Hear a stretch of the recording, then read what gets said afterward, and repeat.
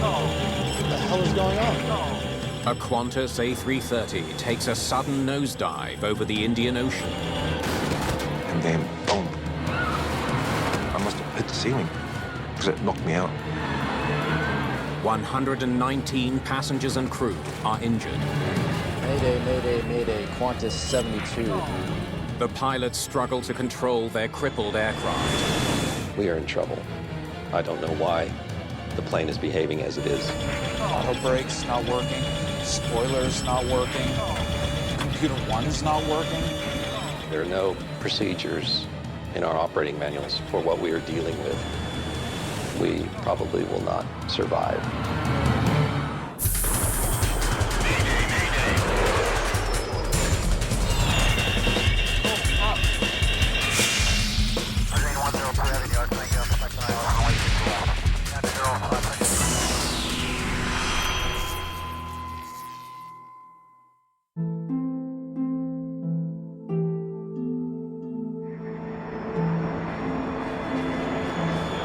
Qantas Airways Flight 72 cruises above the Indian Ocean, headed for Western Australia. Look at that, you're Somalia in the sky. How's everybody doing? You're good? In the rear of the cabin, flight attendant Fuzzy Mayava is just finishing meal service. I wanted to travel the world for free. I wanted to see the sights and, you know, the great cities and that, and I thought, well, the only way to do that is to become a flight attendant. Now this is one of my favorites.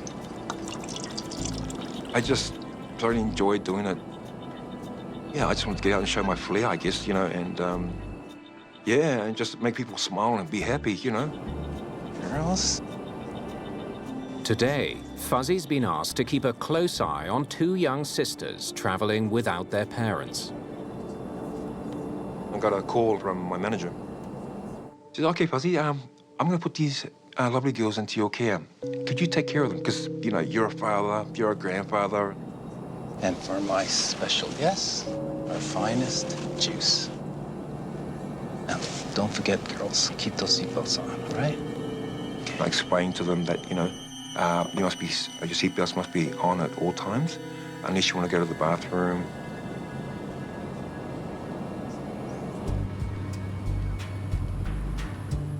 The plane is an Airbus A330, a twin jet with the latest in aviation technology on board. The A330 is a new generation fly-by-wire aircraft. It's highly automated, and the advantages are easy to fly, easy to manage, and protected. Flight 72 departed from Singapore. The flight path covers almost 2,500 miles across the southern Indian Ocean to Perth, Australia. All right, Ross, out of my way. Captain's back in action. Captain Kevin Sullivan is a former Top Gun fighter pilot with the US Navy. The flight was a long tour of duty day, so the three of us will take scheduled rest breaks. Can I make a quick laboratory run? Go ahead. Ross Hales is the second officer. The second officer was from General Aviation, had been in the company for 12 months, a very competent young pilot. First Officer Peter Lipsett is the next pilot scheduled to go on break. So, Peter, what's the update? We're 100 nautical miles from the coast. Learmonth is to our left, and still cruising at 37,000 feet. All right. Have a good rest.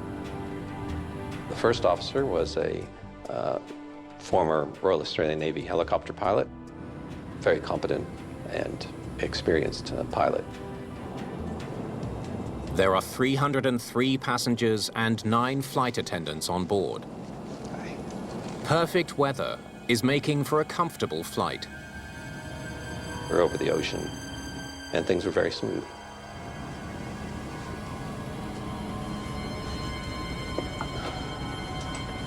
Any changes? Altitude and airspeed's the same. Smooth sailing. Don't tell me I just jinxed us. The captain notices his autopilot is no longer engaged. Autopilot 1 disconnects, and now I'm hand flying.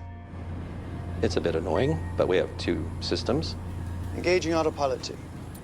I engaged autopilot 2, and no sooner had I done that than we started getting overspeed and stall warnings. ECAM's showing a lot of errors. Overspeed warning. How can we be in a stall and overspeed at the same time? We can't.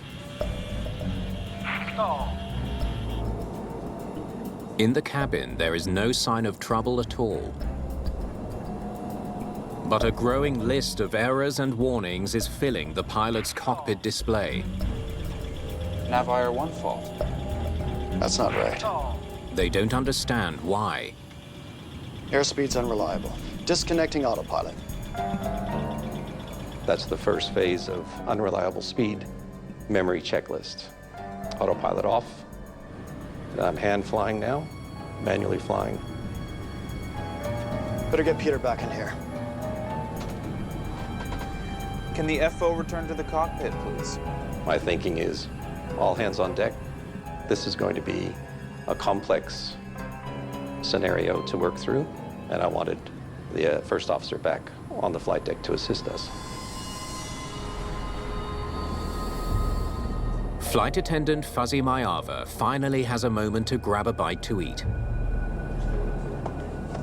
I went at the back and I put my meal in the oven to warm it up. Hey, Fuzz. Where's your wine? Ours seems to have evaporated. Come on, you should know where it is. Help yourself. Thanks, pal. Diane and Peter are a couple who both work for Qantas. Today, they're off duty. They were celebrating because they were on holiday. And I'm looking at my oven because I'm hungry. I'm focused on the food, you know. And so I focused properly on the timer. 13 seconds. 13 seconds was the actual time. All I could see was the floor disappearing, like away from my feet. We were going up. Sudden G-forces pull passengers up from their seats.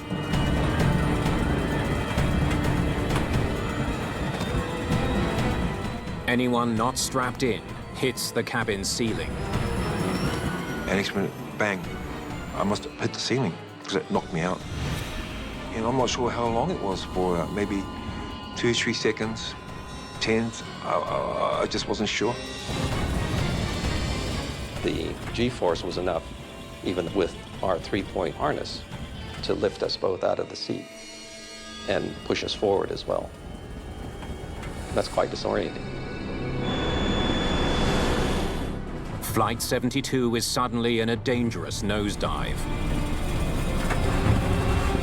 Captain Sullivan grabs the side stick to try to level his plane. It doesn't respond. Once I pulled back on the stick and nothing happened, I'm thinking, okay, I'm not in control of this plane. I basically had to brace myself with my right hand as I pulled back with the left. The captain releases the side stick, with his plane still speeding downward. I'm confused. Why is it doing this? Because it's not me doing it, it's the aircraft doing it. Then he tries it again. This time, it responds. The plane starts to level off. I knew as soon as the positive G came on, people would come down from the ceiling. And you know, I landed on the floor on my knees. I just felt this crunch, and it's sort of like it's just been KO'd, you know, hit by a bus or something. It was so hard. What the hell was that? It's a prim. Captain Sullivan knows his primary flight computer has gone haywire. The primary flight control computer is the brains of the airplane. It moves the controls for the pilot. Attention passengers, this is the flight deck. All passengers and crew must be seated and fasten their seatbelts immediately. Fuzzy is badly injured. He fears his friends Diane and Peter may be in even worse shape. As I came to again, I saw Diane and Peter on the floor. And Peter, I couldn't help but see blood gushing out of his head. The oxygen masks were dangling down, you know, were just swaying. I thought, something's happened, something's wrong, something's really, really wrong. Nav IR1 fault. Resolved. What's next? Prim 3 fault. The pilots struggle to resolve the cascade of warnings on their screen. Nav IR1 fault again. What the hell is going on? We couldn't get Peter up. You know, he was still in and out of consciousness, you know.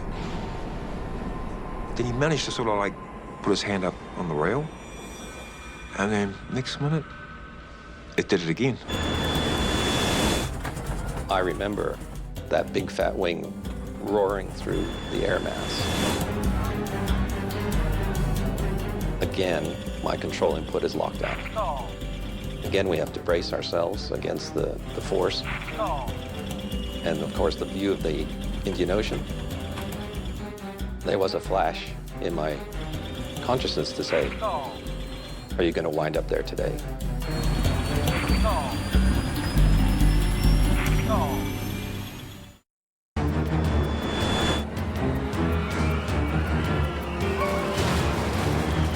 Things were flying around again.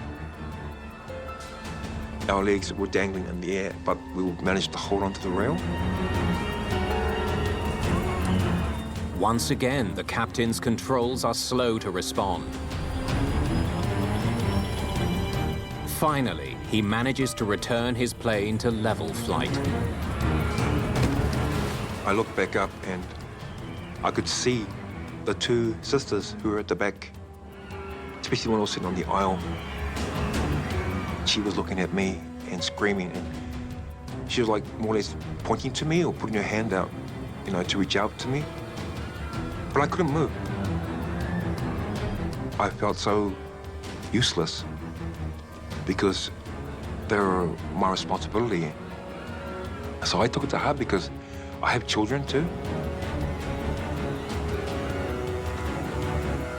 Attention passengers, this is the captain speaking. We are dealing with flight control problems. Everyone is to remain seated with their seatbelts fastened. After the second pitch down, I'm starting to get a bit cranky. I don't know why the plane is behaving as it is. My inputs aren't stopping this behavior. It's carnage out there. I broke my nose. Congratulations. Sit down, strap in. We're in trouble. I've never used those words in my whole flying career. But that day, we were in trouble. Normally, pilots fly with just a 3-point seatbelt around their laps.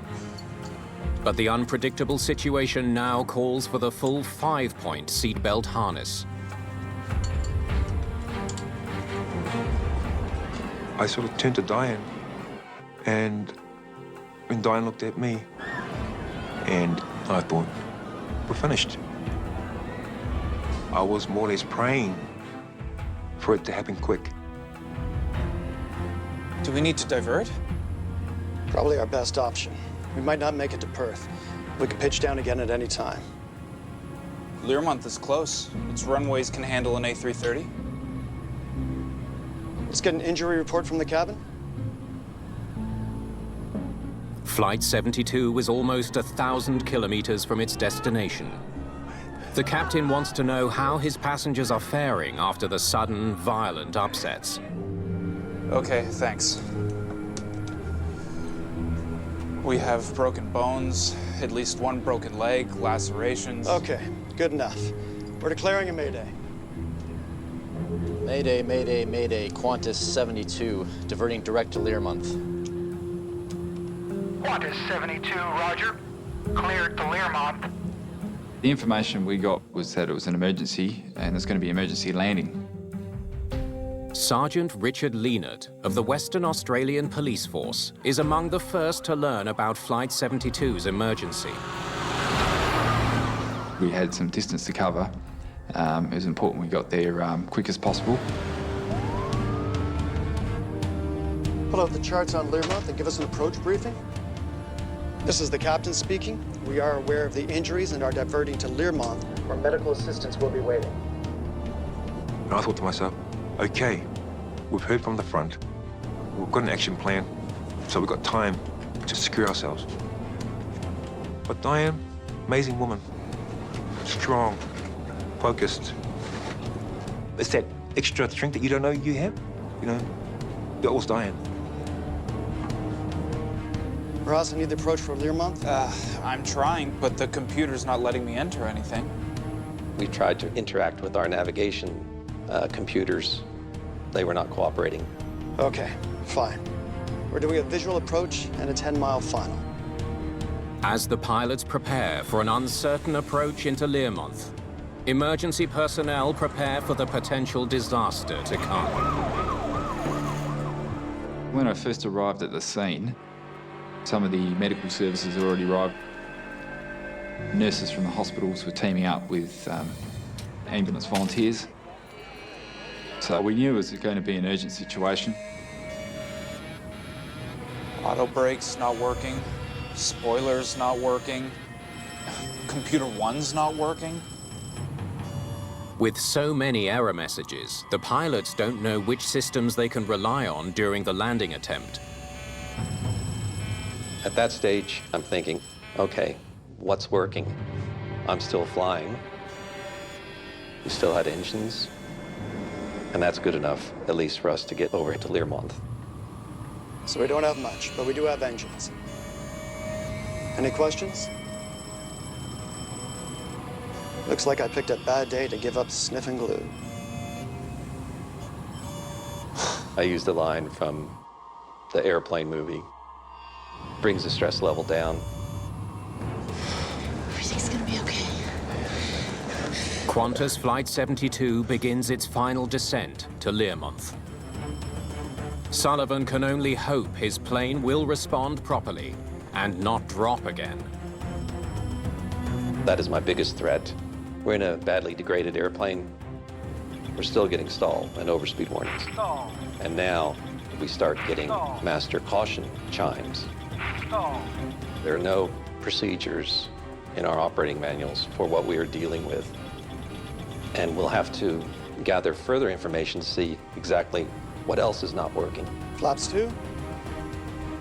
At 11,000 feet, the captain does an early control check to determine if at least his flaps are working.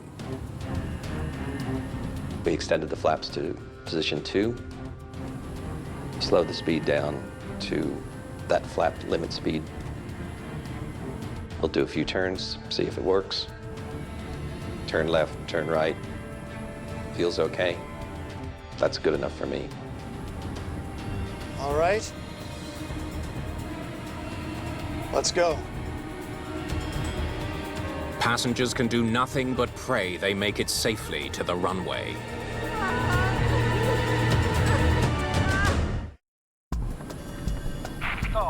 For the pilots of Qantas Flight 72, tensions rise as they bring their crippled A330 in for an emergency landing. Altitude's decreasing. Anticipation is increasing. It's quite a tense period because we're approaching a point where any pilot response to a pitch down is not going to have any effect. If something does happen close to the ground, we probably will not survive. The former fighter pilot decides the situation calls for an extreme technique. Here we go. Something he learned in the Navy. We have a maneuver called a precautionary emergency landing. It's a high energy, high rated descent approach. The A330 no longer has enough altitude to recover from a dive at normal landing speed. But at a higher speed, it may be able to generate enough lift to recover if trouble strikes again. If I have energy in the form of speed, I have maneuvering potential to bring the nose up above the horizon before the airplane does another pitch down. The military maneuver quickly brings them to within striking distance of the runway. Gear down. Gear down. Flaps 3. The runway is long enough for an A330 in perfect working order. But with so many systems in doubt, will Flight 72 be able to stop in time? The automation was our worst enemy on that day. We're trying to manage that kind of distraction. What's real, what's not real.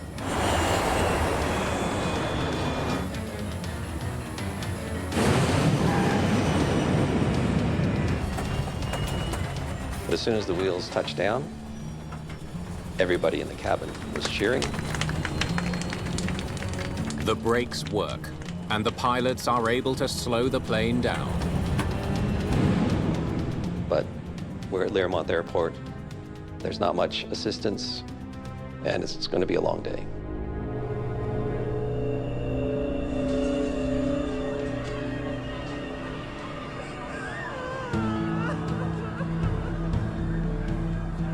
The doors flung wide open. It was the first responders.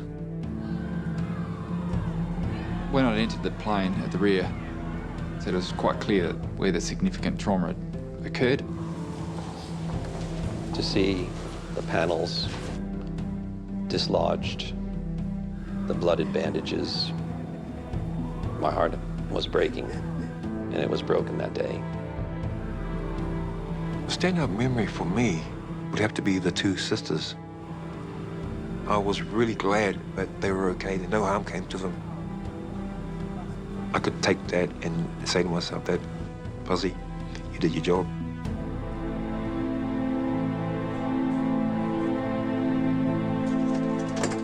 In the cockpit, the first officer gathers up page after page of the plane's post-flight report. We all had a look.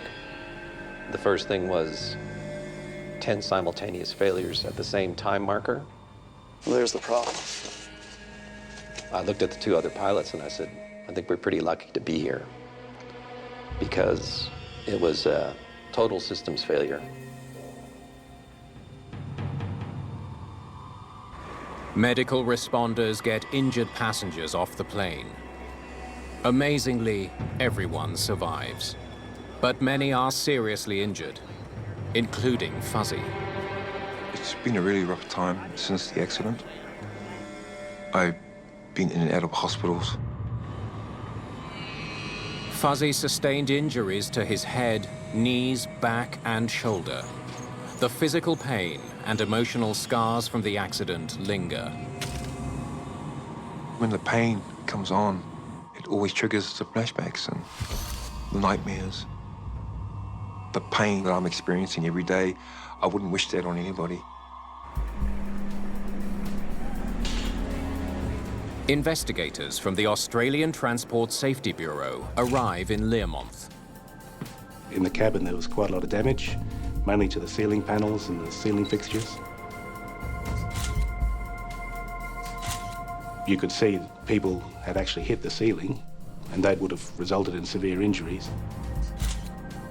With almost 600 A330s in service around the globe, investigators face intense pressure to find the cause.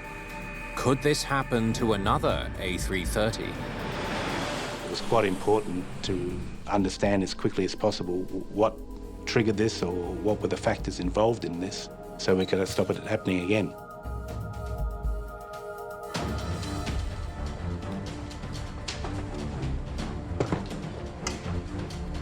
Let's power this thing up and see if we can download some data.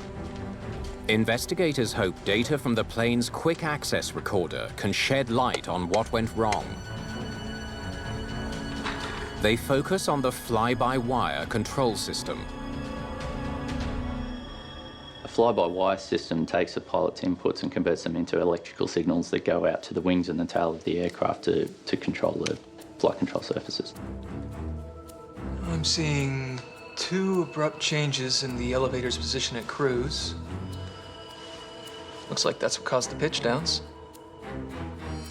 Were those commands coming from the pilots? Oh, they weren't. Weird. Navire 1 fault. That's not right. It seems the plane's fly-by-wire system was sending rogue commands to the flight control surfaces. What the hell is going on? Baffled by their discovery, investigators test the system. So we need to look at the elevators and the servo controls themselves. All right, let's move the elevators and see how they respond. Copy that. Moving elevators down. We did functional tests on the elevators themselves and stood up and watched them move up and down. Moving elevators up. Okay, that's good. Everything's working back here. The test reveals no problems at all with the flight controls. Whatever the malfunction was that imperiled Flight 72, it seems to have mysteriously vanished. Nice to meet you. Nice to meet you. Hey. Investigators need to hear the pilot's story. That was some amazing flying. I appreciate the kudos, but to be frank, I just want to find out what happened. We're working on that. We went through everything that they recalled and anything unusual in the period beforehand. Describe the flight leading up to the pitch downs. Anything that could have caused these erratic movements. Everything was perfectly normal, from Singapore to most of the way across the ocean. We were totally blindsided. They had a pretty good recollection, but had no explanations as to why this happened. And you were getting a lot of faults. Oh yeah, there were a few. Have a look for yourself. It's like the plane had a mind of its own. The A330's post-flight report logs all of the cautions and warnings that were affecting the plane. On the post-flight report, there was a large list of different warnings. Pull it up, please. Some of them seem to be from completely unrelated systems. It raised a lot more questions than answers initially. They study the list, looking for anything that might connect the various warnings. The first question you have is, what's the common element between all these? All these errors are connected to Adaru 1. The Adaru, or Air Data Inertial Reference Unit, relays important information to the flight computers about the environment outside the plane. There are 3 units on board the aircraft. This is the unit, Adaru 1. Investigators turn their attention to Adaru 1. So that Adaru obviously became an important part of the puzzle because it was associated with so many faults. Whatever caused that upset, it has something to do with this box. We need to collect every speck of data that ran through it.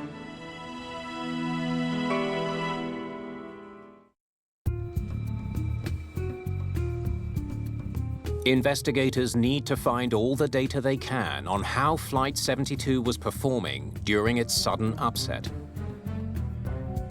They turn to the flight data recorder, where hundreds of parameters are stored. Look at this. I've never seen anything like it. They spot something highly unusual. These are wild angle of attack fluctuations coming from AOA 1. Angle of attack, or AOA, is the angle of the plane's wing relative to airflow.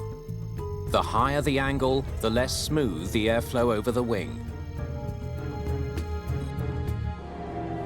And if the aircraft angle of attack gets too high, then the aircraft can stall. So it's a very important parameter. From over 50 degrees nose up, back to level, then negative 50 degrees. That's not what the pilots described at all. Have a look for yourself. It's like the plane had a mind of its own. Drummond knows that the crew described their plane pitching nose down twice. They never said it pitched up. What do the elevator readings say? 10 degrees nose down. He checks other FDR readings that record the plane's pitch. That data also confirms what the crew reported. Show me the angle of attack again.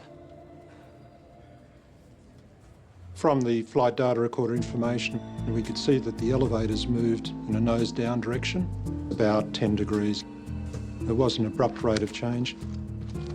The plane did not pitch up. There's no way this AOA data is correct.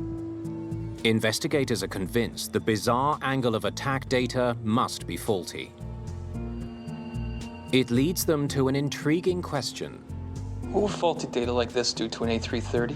I'm not sure, but I bet it's not good. Let's go ask Airbus. Once we knew that the Atteroo was outputting spurious data, we had to actually drill down even deeper and really understand what's going on. So if the plane thought it was in a dangerous stall condition, the protections would kick in. Meeting with an Airbus engineer, investigators learn about the A330's built-in fail-safe measures.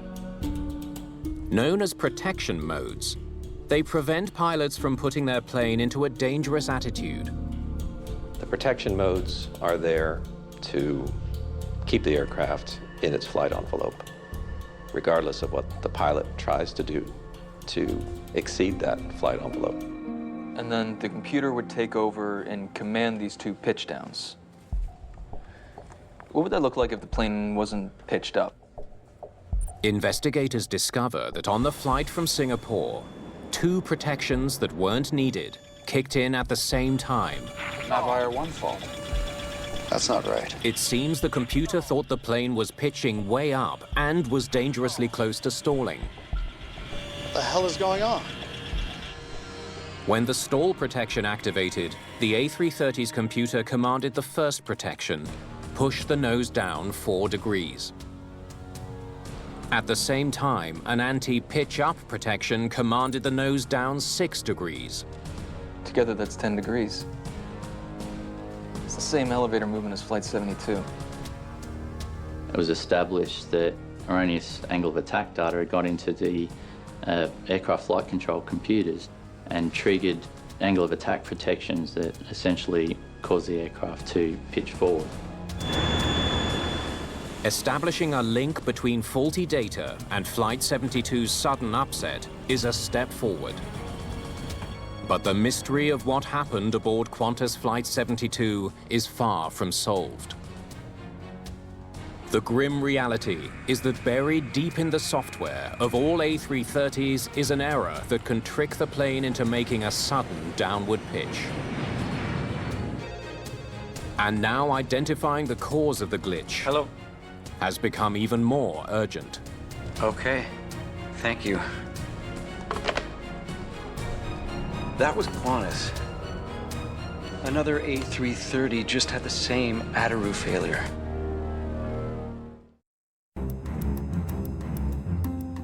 ATSB investigators gather information on another flight that suffered the same systems glitch as Qantas Flight 72. Well, that's a relief. Thanks for letting us know. The pilots had heard about Flight 72. When their Atteroo acted up, they shut down their computers immediately. No pitch downs. Have a look at this. When they search A330 flight records worldwide, they find yet another frightening incident. We'd identified another event with the same Atteroo a couple of years beforehand, which was very similar, with the Atteroo providing all that nuisance information, nuisance alerts to the flight crew. So this has happened 3 times already. Having 3 events on these Atteroos was somewhat of a concern. To what extent could there be more events? How vulnerable potentially was this system?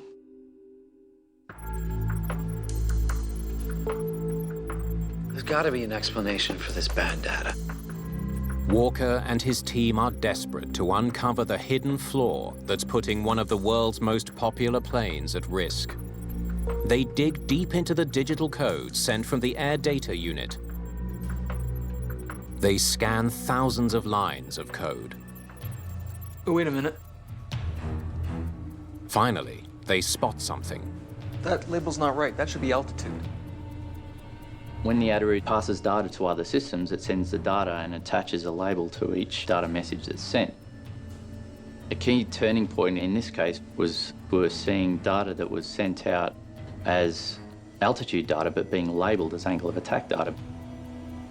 By improperly swapping the two types of data, the Adaroo confused the plane's automated systems with catastrophic results. Now you've got the Adaroo sending data to other systems saying that angle of attack is actually 50 degrees and not whatever it really was. And those receiving systems were treating it as though it was valid data. Investigators now understand why the plane's protection modes kicked in when they weren't needed. But they still don't understand what caused the data error in the first place. That's the big question now. The Adaroo's run through a battery of tests. We tested every input, every output, inspected every component, every subcomponent, right into the nitty-gritty of the data processing in order to figure out what was going on.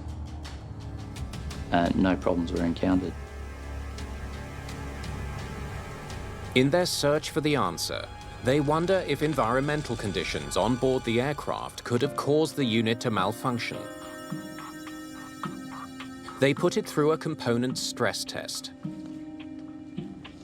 That looks snug. Let's boot it up. All aircraft equipment is designed to withstand certain what's called environmental conditions, and they're things like temperature and vibration. They boost the unit's internal temperature by wrapping it in a heat shroud. We subjected the unit to a highly accelerated stress test where it was run under a high CPU load for a long period of time while under a heat shroud, and nothing happened. The lab tests turn up nothing. We can't find anything physically wrong with the unit that would explain what we saw, and that was a little frustrating. With no evidence of any internal malfunction, investigators now question whether factors outside the aircraft could have been at play. So this will beam common frequencies like radio transmissions, wireless signals? Drummond and his team now consider the potential effects of electromagnetic radiation. Electromagnetic radiation can come from a number of sources. It can come from external sources like radars or radio transmitters. We didn't eliminate all those together by doing the same kinds of testing. We irradiated the units with electromagnetic irradiation. It passed with flying colours. It's another dead end.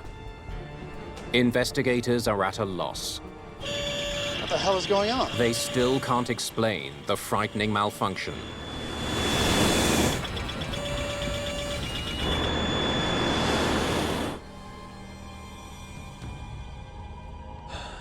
All right. Let's see where these instances occurred. Investigators now wonder if some unknown factor on the ground could have caused the dangerous Adaroo failure. Isn't it weird that all three events occurred off the coast of Australia?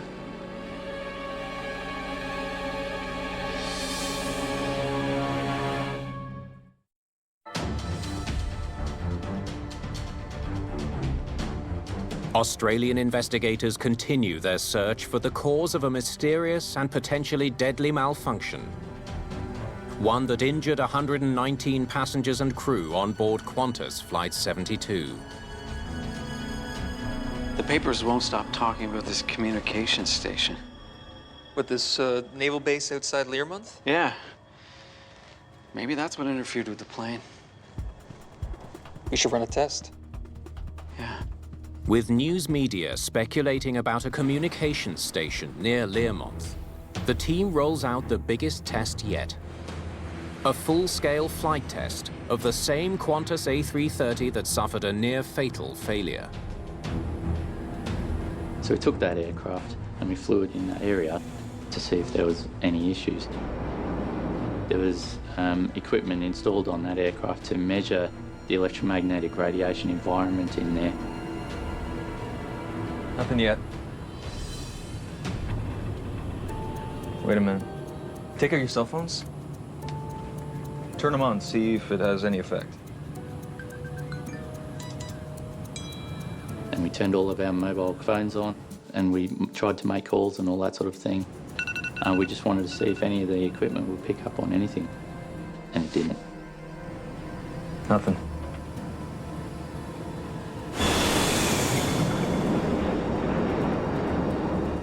Coast is coming up.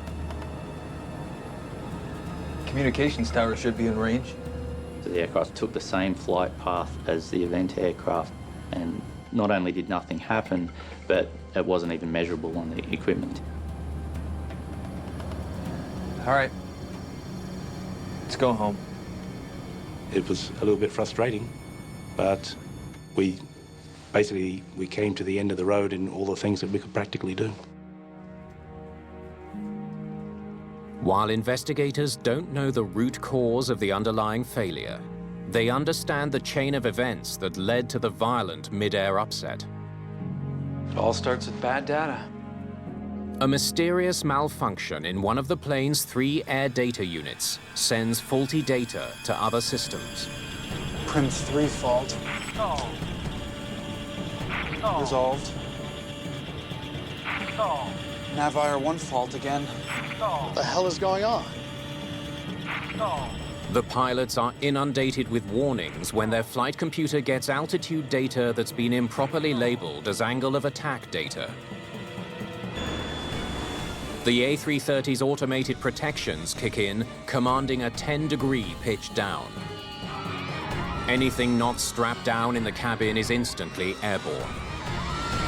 But thanks to the heroic flying of a former Top Gun pilot, the accident does not end in an all-out disaster.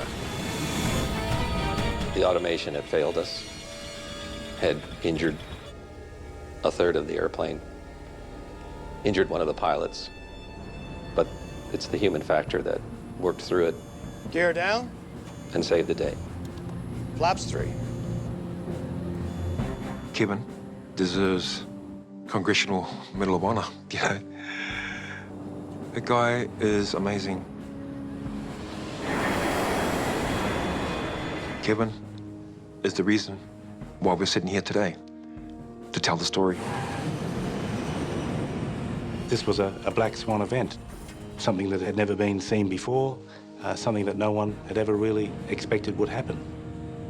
And although we didn't actually find a full explanation, we found enough of an explanation to reduce the risk of this happening again. The ATSB's investigation helped Airbus engineers make important software changes.